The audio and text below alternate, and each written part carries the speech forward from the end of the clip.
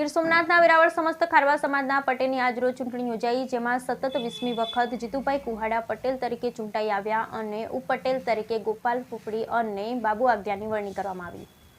ગીર સોમનાથના વેરાવળ સમસ્ત ખારવા સમાજના પટેલની આજરોજ ચૂંટણી યોજાઈ, જેમાં જીતુભાઈ કુહાડા સતત 20મી વખત બિનહરીફ ચૂંટાઈ આવ્યા, જ્યારે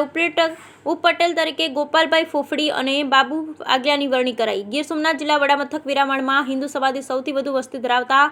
અને દેશને કરોડો રૂપિયાનું વિદેશી હુંડિયામણ આપતો ખારવા સમાજ મચ્છીમારીના ધંધા સાથે જોડાયેલ છે। ખારવા સમાજના ઈષ્ટદેવ કામનાથ મહાદેવ મંદિરે આવેલ પૌરાણિક દેવાલયમાં આજરોજ ખારવા સમાજના પટેલની ચૂંટણી યોજાઈ। તે પહેલા પટેલની ચૂંટણીનું નામાંકન અંગે એક જાહેરનામું બહાર પાડ્યું, જેમાં કોઈએ પણ જીતુભાઈ કુહાડા સામે ઉમેદવારી ન કરતા સર્વાનુમતે ખારવા સમાજના અધ્યક્ષ ચોવટિયા પંચ પટેલની ઉપસ્થિતિમાં જીતુભાઈ કુહાડાને બિનહરીફ પટેલ તરીકે વરણી કરવામાં આવેલ। જીતુભાઈ કુહાડા સતત 20મી વખત ખારવા સમાજના પટેલ બન્યા છે, તેમજ હિન્દુ સમાજમાં ખારવા સમાજની વસ્તી સૌથી વધુ હોય ખારવા સમાજની પટેલ જ વેરાવળ પાટણ સનાતન હિન્દુ સમાજનો પ્રમુખ બને, તેમજ ઉપપટેલની તરીકે પૂર્વ બોટ એસોસિએશનના પ્રમુખ ગોપાલભાઈ ફોફડી અને બાબુભાઈ આગિયાની વરણી કરવામાં આવી।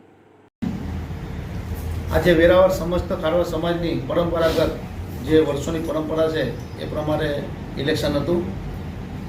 અને હું પટેલ તરીકે આજે 20મી વખત બિનહરીફ થયો છું અને આની પહેલાં પણ